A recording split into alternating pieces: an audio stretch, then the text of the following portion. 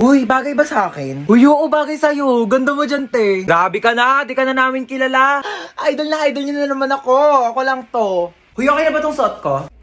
Pangit. Eto, okay na? Uy, yun ang pangit. Blue. Tong t-shirt, okay na to. Pangit talaga. Ang pangit! Ano ba yan? Pangit pa din. Ito na nga lang damit ko eh. Hindi kasi yung damit yung sinasabihan ko, yung mukha mo. Nakakatawa yun, ha? Pagod na nga ako kakapalit-palit ng damit. Yan ang pala sasabihin nyo. Kuya, naalala mo yung kahapon? Ha? Yung kahapon sa ano? Ay, yung ano? Oo! Oo! Uy, kuya, naalala mo ba yung nangyari kahapon? Ha? Yung kahapon. Hotdog. Ang ayos mo kasi talaga kausap eh, no? Uy, ano yung kinakain mo? Goya Quadros. Binili ko sa tindahan. Gusto mo? Tingi. Bili ko. Damot. Eme lang. Dami pa yan. Thank you.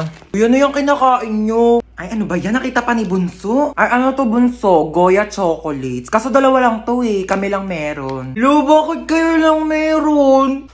Kami lang binilhan ni Mama eh. Bawal daw kasi ito sa bata. Anong bawal eh? Favorite ko din yan eh.